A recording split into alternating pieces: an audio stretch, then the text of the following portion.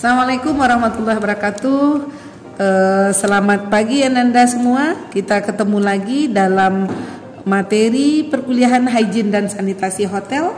Yang minggu lalu kita sudah membahas terkait dengan penerapan hazard analysis critical control point pada produksi makanan, yaitu tentang konsep hazard analysis critical control point. Nah, pada minggu ini sebagaimana yang sudah kita kemukakan minggu lalu, kita akan melakukan atau akan membahas terkait bagaimana contoh penerapan hazard analysis critical control point tersebut. Nah, Ananda semua masih ingat ya bagaimana prosedur kita melakukan hazard analysis critical control point ini? Masih ingat, yang pertama kita akan mengidentifikasi dulu bahaya yang kira-kira muncul, ya. Yang kedua kita akan menentukan critical control point-nya. Kemudian batas limitnya yang bisa ditentukan nanti oleh suhu, waktu dan lain sebagainya. Dan kita akan lakukan pemantauan critical control point. Nah, jika ada penyimpangan, ya maka akan dilakukan tindakan koreksi, kemudian diverifikasi dan didokumentasi. Tapi kalau pada saat pemantauan tidak ada penyimpangan, maka kita bisa lakukan dokumentasi. Baik. Nah, kita masuk ke contoh penerapan hazard analysis critical control point pada penyelenggaraan makanan. Kita akan memerlukan beberapa form, ya. Yang pertama, Ananda sudah menyiapkan dulu form 1, ya. Form 1 di situ kita sudah harus dulu memilih nama makanan apa yang akan kita coba untuk menganalisis critical control point-nya. Nah, ya misalnya di sini contoh makanannya adalah opor ayam. Nah, sebelumnya kita sudah dulu mengidentifikasi apa saja bahan yang digunakan dalam pengolahan opor ayam tersebut. Nah, kalau yang biasa dilakukan oleh masyarakat, bahan utamanya menggunakan ayam negeri atau kita kenal dengan ayam ras gitu ya. Kemudian ada santan kelapa, ya, ada garam, ada gula pasir, ada bumbu masak, kunyit dan lain sebagainya. Nah, itu semua harus kita identifikasi terlebih dahulu. Kemudian kita juga mengidentifikasi siapa konsumen yang biasa mengkonsumsi opor ayam. Nah, kalau bicara opor ayam nih, nah pastilah bukan balita ya, karena balita atau bayi belum bisa mengkonsumsi opor ayam. Tapi kalau orang dewasa atau Ananda semua nih pasti suka dengan opor ayam gitu ya. Nah, itu kita catat dulu siapa kira-kira. Atau bisa jadi konsumennya adalah orang-orang yang memiliki fisiologi khusus, seperti misalnya ibu hamil atau ibu menyusui ya, atau lansia, manusia lanjut usia dan sebagainya. Nah, kemudian kita juga harus tahu cara penyimpanan. Selama ini opor ayam itu disimpan bagaimana? Di mana disimpannya? Apakah disimpan dalam mangkok terbuka atau tertutup, ya? Nah, bagaimana cara dan alat menyimpan yang biasa dilakukan oleh masyarakat itu harus kita urai.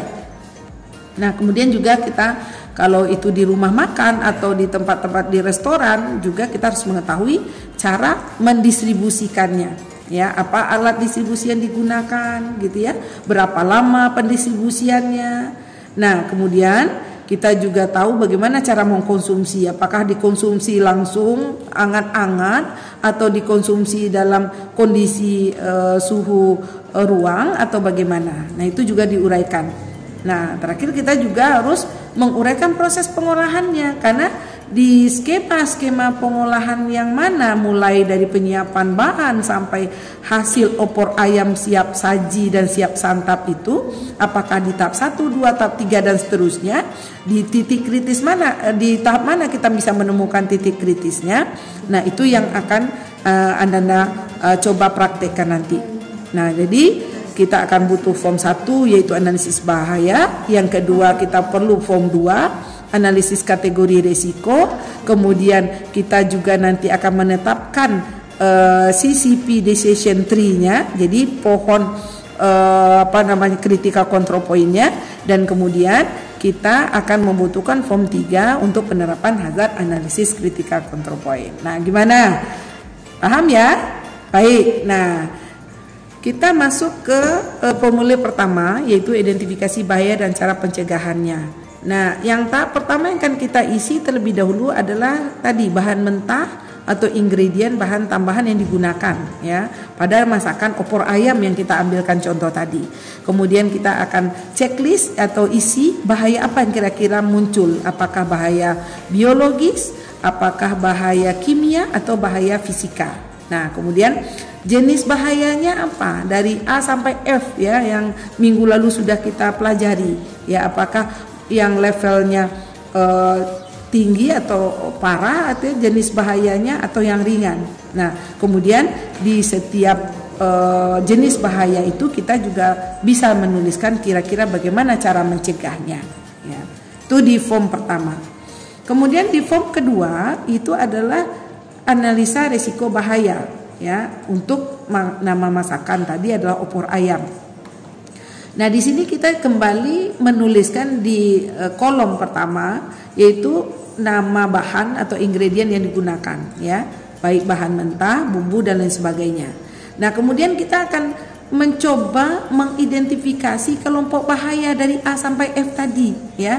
Masih ingat minggu lalu ya Ananda, kita sudah mempelajari bahwa yang kelompok bahaya A sampai F itu mulai dari makanan untuk konsumen berisiko tinggi ya sampai tidak ada cara mencegah atau menghilangkan bahaya oleh konsumen. Nanti dilihat lagi identifikasi kelompok bahaya yang sudah kita bahas. Kemudian baru kita lihat kategori risiko. Apakah dia plus 1 ya sampai plus 5. Makin banyak nilai plusnya berarti itu makin tinggi risiko bahaya yang dimunculkan oleh makanan opor ayam setelah kita lakukan analisa. Oke. Nah, kita masuk ke formulir ketiga ya. Ini kita akan mencoba menerapkan hazard analysis critical control point ya. Kita tadi sudah melihat di titik mana critical control point-nya kita temukan. Ya, kita tulis apa bahayanya, ya, cara mengendalikannya. Nah, parameter kritikalnya apa yang kita gunakan? Apakah suhu, apakah waktu, apakah kadar air, viskositas dan sebagainya yang seperti kita bahas minggu lalu. Nah, kita terapkan di sini. Kemudian batas kritisnya itu ya berapa lama kira-kira, apakah dalam hari, jam, ya, suhunya berapa derajat Celcius. Nah, itu kita tuliskan di sini. Nah, nilai targetnya ya yang kita ingin capai dan kapan kita lakukan pemantauan ya. Nah, jika terjadi hal-hal penyimpangan maka kita lakukan tindakan koreksi. Berarti contoh misalnya kita memantau ternyata opor ayam yang bersantan tadi dalam waktu 3 jam misalnya dia sudah mulai berubah, sudah mulai berlendir umpamanya karena santan tadi. Maka apa yang harus kita lakukan? Tindakan koreksinya adalah opor itu harus berada dalam keadaan panas ya. Atau jika kita sudah mengkonsumsi tahap pertama, maka kita mungkin menyimpannya terlebih dahulu di kulkas, kemudian baru nanti kita kondisikan keadaan normal. Nah, seperti itu Ananda. Nah, kalau di dalam industri makanan ini yang dicari ya. Apabila kita sudah melewati tahap demi tahap dan prosedur tadi, maka tidak mustahil kita akan mendapatkan verifikasi dari hazard analysis critical control point ya. Begitu, mudah-mudahan bisa dipahami dan kita selesaikan itu, sudah menyelesaikan tahap dalam pembahasan hazard analysis critical control point ini. Dan mudah-mudahan Anda paham semua. Seandainya nanti Anda akan memproduksi makanan dan makanan itu siap go internasional, maka Anda wajib mengikuti atau mendapatkan terlebih dahulu hazard analysis critical control point verification. Terima kasih. Assalamualaikum warahmatullahi wabarakatuh.